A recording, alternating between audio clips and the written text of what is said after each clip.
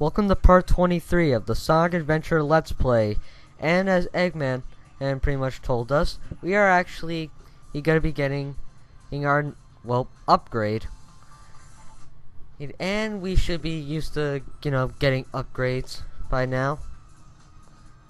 Well, fun fact, when I was actually recording this, I thought I was gonna have a brain fart because I was getting the jet boosters in one of these rooms and I actually find it pretty quickly.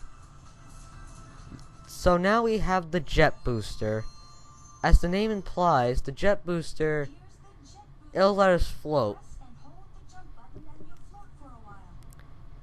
Oh, and what's convenient about this is that it doesn't have to be attached to Gamma, it just floats. So here I'm trying to show off, and thanks to that lovely camera there, I can get a good view, but that's what the jet booster pretty much does. It'll let you float for a short period of time. Well, actually, I don't think it's a short period of time. I think it depends on distance. But you know what's coming up. As you saw in Sonic, Tails, and Amy, we're gonna be fighting Sonic. Same cutscenes, only with different dialogue and different perspectives.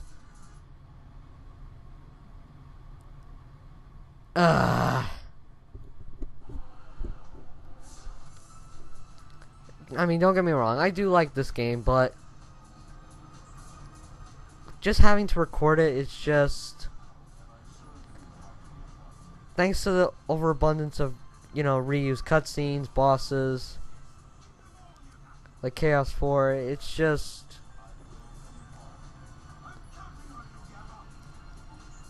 thank God Adventure 2 doesn't do this.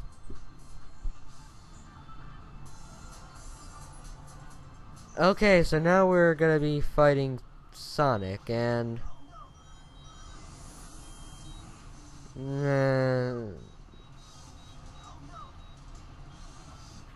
okay.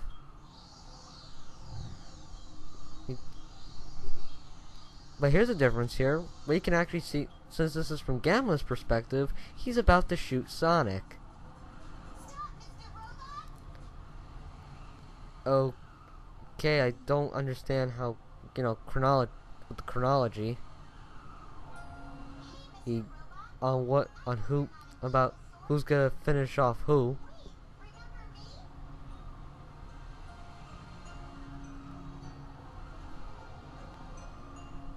Oh boy. So how about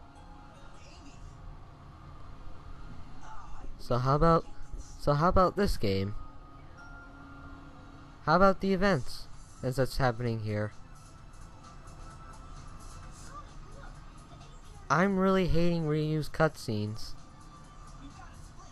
Man. I think this is the cutscene that gets reused the most, actually. Only because there's actually 4 characters instead of, Sonic, Tails, and Knuckles.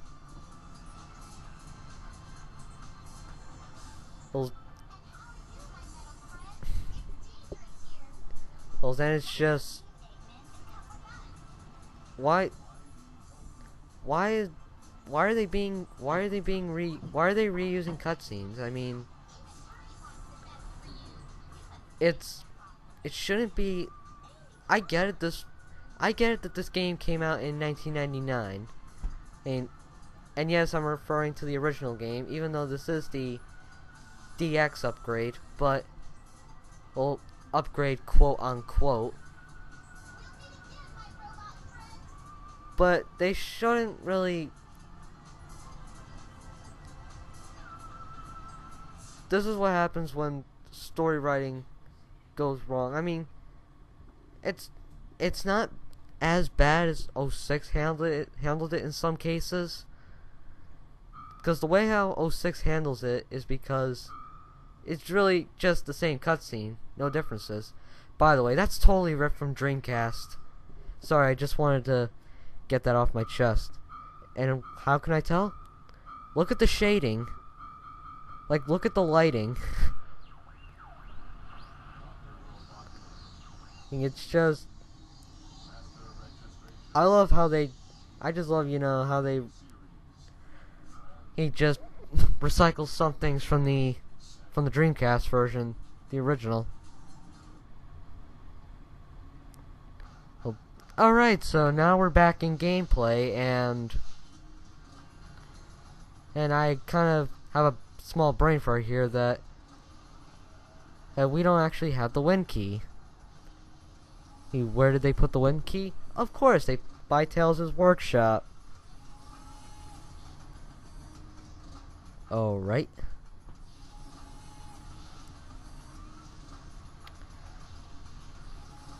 Oh, kind of warped on the stairs for a second.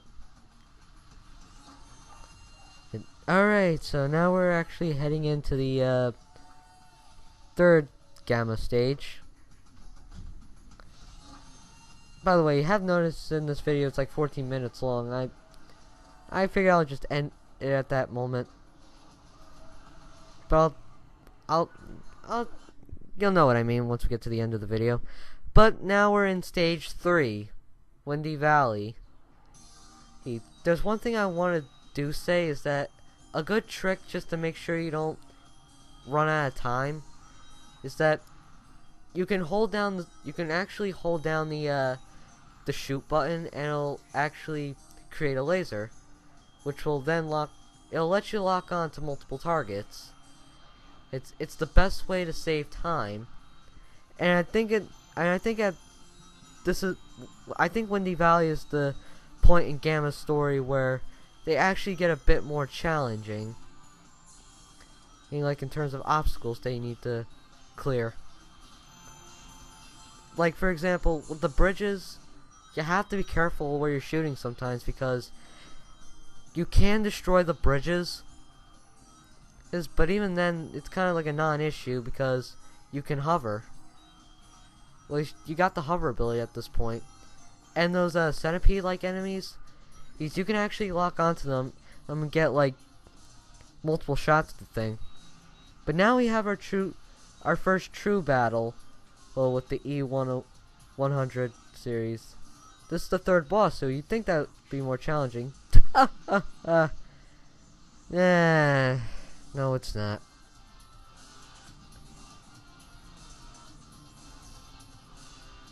Oh boy. Yep.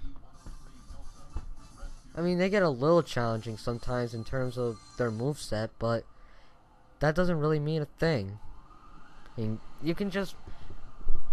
That's all you don't have any... It's not like you have different attacks. All you have to do is mash the shoot button and hope that you win. Granted, it's not the same for the final boss, but I love how this rock fall. You know, the rock fell and broke before, or this part. It was reconstructed and it fell again. That rock must be made of styrofoam. That's the only explanation I can think of. And I mean, if it easily falls, breaks, and you can easily construct it.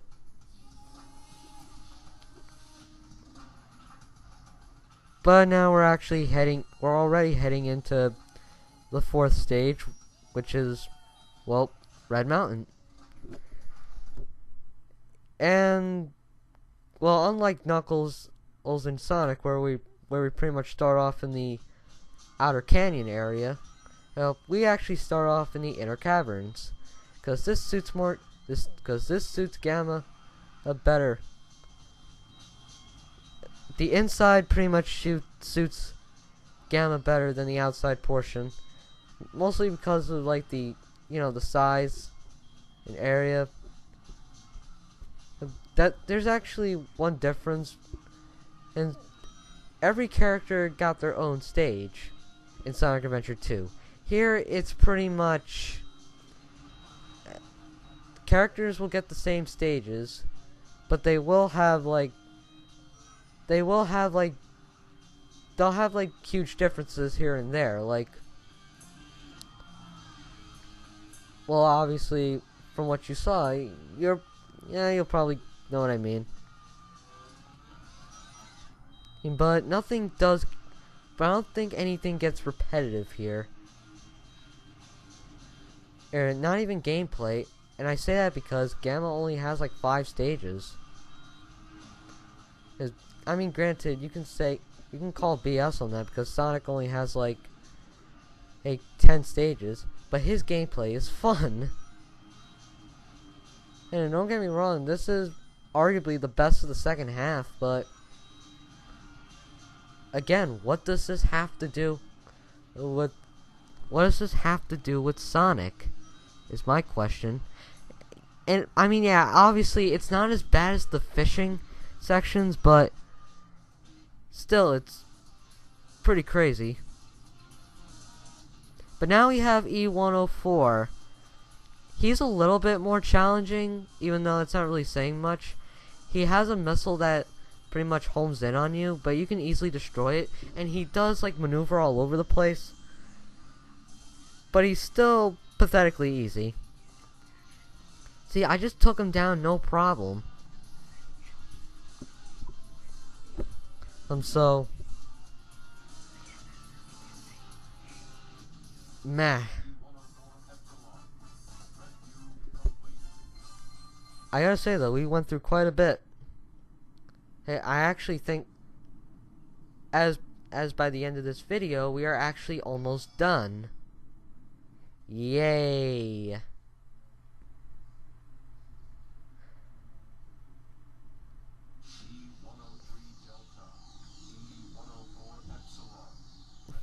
Oh boy. Delta Epsilon.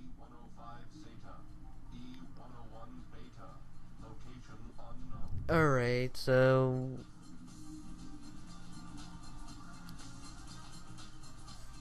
at least he hasn't deleted that.